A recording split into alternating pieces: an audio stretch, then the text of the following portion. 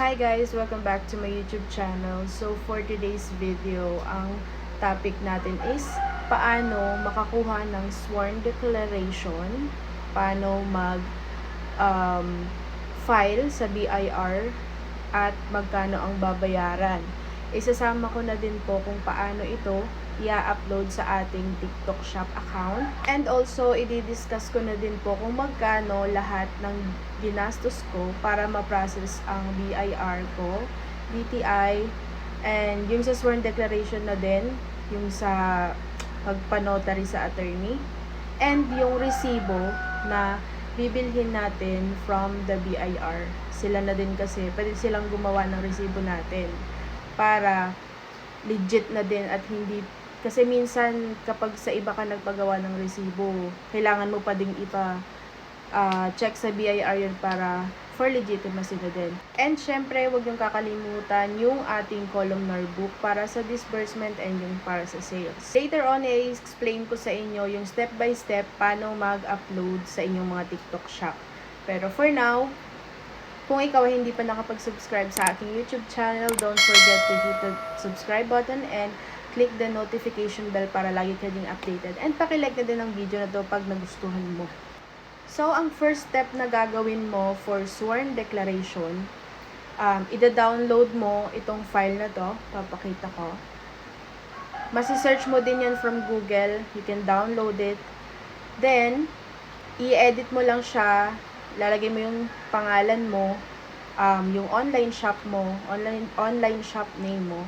And then, pupunta ka ngayon sa pinakamalapit na law firm dyan sa lugar mo.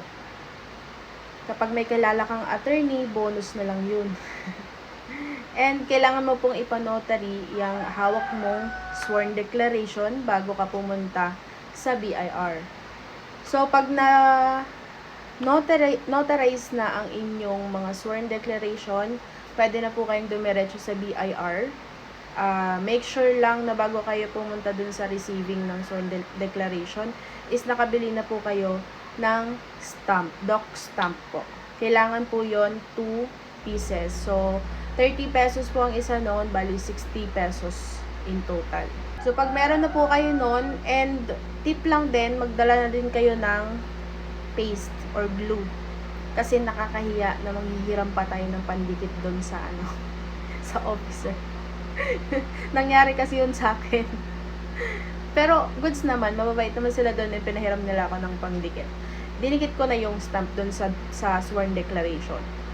Tsaka nila ni-receive. Sobrang bilis lang din nung process na yon, kaya wag kayong tatamarin. So once na na-approve na ni BIR or na-receive na ni BIR yung request niyo for sworn declaration, pwede na kayong umuwi. Char. Hindi. Pwede nyo nang i-process online yung pag-upload ng sworn declaration sa inyong mga TikTok shop. By the way, yung amount po pala ng pagpapanotarize ng inyong mga sworn declaration, depende po yan sa attorney na notary ng inyong document. Sa akin kasi libre. Kasi biyanan ko po yung lawyer eh. So, usually nagre-range siya ng 300 pesos. Usually. So, ask niyo na lang din po sa malapit na firm dyan sa inyo kung magkano din sa kanila. So, ayan, proceed na tayo sa pag-upload ng inyong mga sworn declaration sa inyong TikTok shop online. Ayan, so, ang gagawin nyo, pupunta lang po kayo sa inyong finance, click the tax, and then, punta po kayo sa tax exemption certifications. X lang natin yan. And, kapag nandyan na po kayo, makikita nyo yung tax exemptions documents. Huwag niyo po na siyang papansinin. I-discuss ko po yan sa next video natin. Kung makikita nyo na kapag submit na ako ng sworn declaration dito, naka-added na siya dyan. And kung gusto nyo pang mag-add, pwede pa naman. Sa baba, makikita nyo dyan yung mga links yung links ng BMBE. I-discuss ko rin po yan sa ating next video. Kung para ba saan yung BMBE na yan. So, pupunta po kayo sa My Account. Click niyo yung My Account. Then, Account Settings. Wait lang natin. Close natin yan. And Qualification Center. Ayan. Kung makikita nyo, may na-upload na ako dyan ng certificate. Pero i-update ko po yan kasi parang may i-update ata si TikTok. So, mas maigi nang ina-update natin yung informations natin sa ating shop para hindi tayo nagkakaroon ng any violations. So, ayan dito sa taxpayer identification, of course, lagay natin yung TIN ID. Ayan. So, by the way, bago po ako nakapunta dito, i-click nyo lang yung edit sa may right side. Ayan, sa business style, optional po siya. So, pwedeng hindi mo siya lagyan. Then, sa billing address, make sure merong may nakalagay dyan.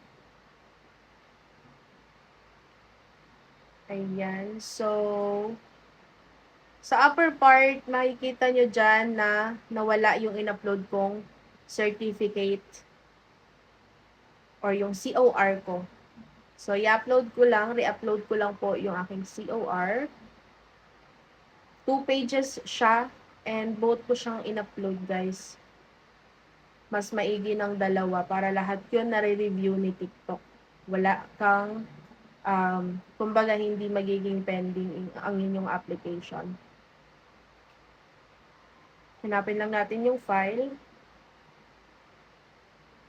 Ayan, for the hanap ang person. Stay tuned lang kayo, guys, kasi mamaya marami pa akong explain. So, kapit lang. Let's go. Ayan, dalawa na sila. Na-upload na natin ang dalawang picture. And sa company name, syempre, yung lalagay nyo yung company name nyo. Yung business name nyo. Yan, Shame Vlogs Online Shop. Lagay ko lang. Hindi ko na itatago yan. Try ko i-submit. Tingnan natin kung may kulang. Hindi mapindot. X lang natin yan. Ayan. Sabi may kulang. So, nakalimutan kong i-upload dito ang aking DTI. DTI permit. Upload lang natin ang ating DTI. Ayan. Open. There you go. And then, sa next naman, sa lower part yung billing address, hindi ko na-edit. Sorry sa background noise. Kompletuhin lahat ng details para lagi kayong approved. Marami kasing nagkakaroon ng problem pagdating dito sa pag-upload ng mga documents sa TikTok. Minsan hindi rin na-approve ang kanilang mga TikTok shop. Gawa ng may mga kulang. Ayan, so kompleto na. Resubmit natin siya. Click submit. Ayan. And submit. So usually guys, it will take 24 to 48 hours hanggang sa makareceive kayo ng confirmation na approve na ang inyong application sa TikTok Shop. Or, approve na yung sworn declaration na in-upload nyo. Ayan, so since nakapag-upload na tayo ng ating sworn declaration, napakita ko na sa inyo kung saan ina-upload ang ating sworn declaration and in-explain ko na din sa inyo kung paano mag-upload or mag-update ng inyong mga certificate of registration sa BIR, pati na din yung DTI. Explain ko na din sa inyo kung magkano lahat ng ginastos. I hope nakita nyo kung paano ko or saan ko nakita yung paano mag-upload ng sworn declaration and how to get the sworn declaration. So, here is the computation nung lahat ng ginastos ko sa pag-process nitong aking online business or sa pagpagiging legit ng aking business. So, lahat ng nagastos ko po is 2,540.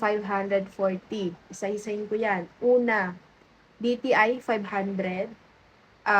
Yung sa resibo na pinagawa ko sa BIR, na yun yung pinang-resibo ko sa customer, nagigets nyo? Char.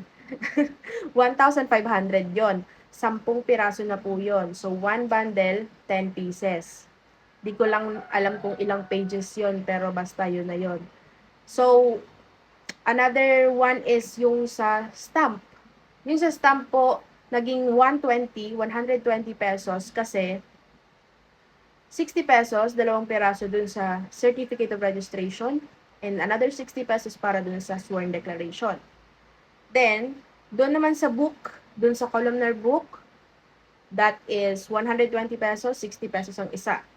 And then, yung sa notary, yun yung 300 pesos. So, all in all, 2,540 pesos ang nagastos ko lang sa aking pagpaparegister ng BIR to make sure my business is legit and registered. So, kung nagtataka po kayo kung bakit 500 pesos lang ang aking DTI, the reason why is that ang pinili ko po is yung sa city or municipality lang. Kasi, yun lang gusto ko. Yun yung trip ko. Bakit? Char. Joke lang. Kumbaga, kasi, na-explain ko na yan dun sa previous video ko na gusto ko lang naman na ma-protect yung online shop name ko within this city, within Pasay City. Kasi, siya may vlogs online shop is hindi naman, kumbaga, hindi siya usual na ginagamit ng mga tao na gawing business name. Gets nyo? Ganon. Basta yun na yun, in-explain ko na, hanapin nyo na lang yung video ko, yung previous video ko about it, yung sa importance ng mga scope ng DTI para malinawan kayo ng mas maigi. So, kung gusto niyo pa ng maraming video at para ma-inspire naman akong gumawa ng more videos, please do not forget to subscribe to my YouTube channel and don't forget to hit the notification bell para lagi kayong updated sa mga videos ko. And pakilike na din itong video ko sa next video natin, BMBE certificate. Bye-bye!